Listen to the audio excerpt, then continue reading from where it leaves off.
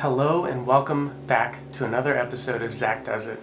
In today's episode, we're going to be picking up where we left off last episode when we finally got Mama Miata running for the first time since we started this project. If none of that made sense and this is the first time you're joining us, don't worry, I linked a bunch of videos in the description below so you'll be caught up in no time. And if this did make sense and you're coming back for a second or third or more rounds, welcome back. It's great to have you. I don't know if I'll be able to top this episode, but I think I stand a chance. And for everyone else who maybe is here for the title of this video, yes, we're going to be installing the soft top. We'll go into detail about the order in which certain pieces need to be installed, and we'll talk about some of the things that were missing when I was installing my soft top. We'll also wrap up by installing a few carpet and trim pieces, and then past Zak, we'll have an update for what remains of this project. One last piece of housekeeping before we jump in. I'm currently on the road to 100 subscribers, and if you enjoy this content or you find it entertaining or informative or just otherwise enjoyable, consider subscribing. It'll keep you up to date with each new episode, and your subscription really means a lot to me. But that's all I've got. I want to jump into today's content, and let's just get started with installing the soft top.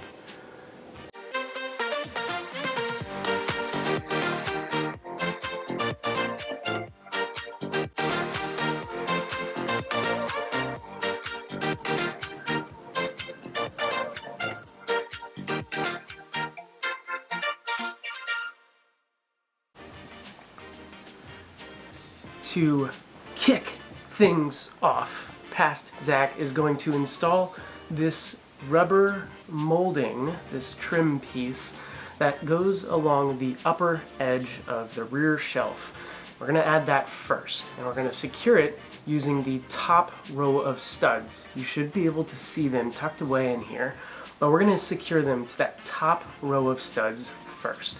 And this molding piece, it's important. It serves a very important purpose. It protects the metal from exposure to rain and other elements, but more importantly, it helps create the seal with the soft top that prevents large pieces of debris from getting into the rain rail and subsequently into those drain tubes that always seem to clog up anyways.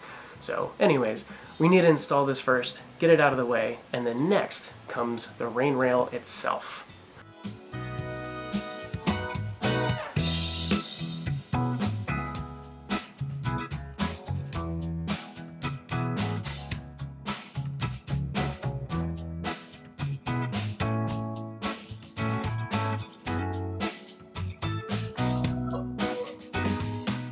Here, we're mounting the fabric rain rail to the bottom row of these studs.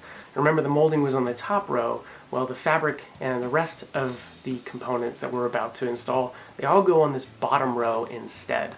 So you put that on with the plastic trim side facing out, as you can see, and at the top. And you're going to secure it with these plastic washers that you see past Zak installing. Now, as a side note, I believe there should be 15 of them. You're supposed to have a lot more than I had. I think I only had 7 or 8.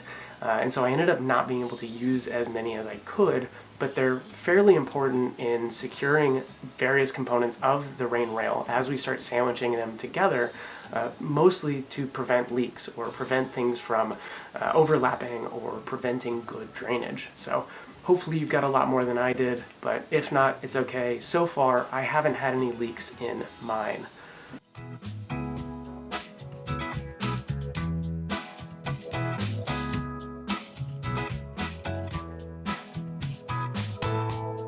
After you've gotten the rain rail started on that lower round of studs, the next step is to actually get the soft top in place.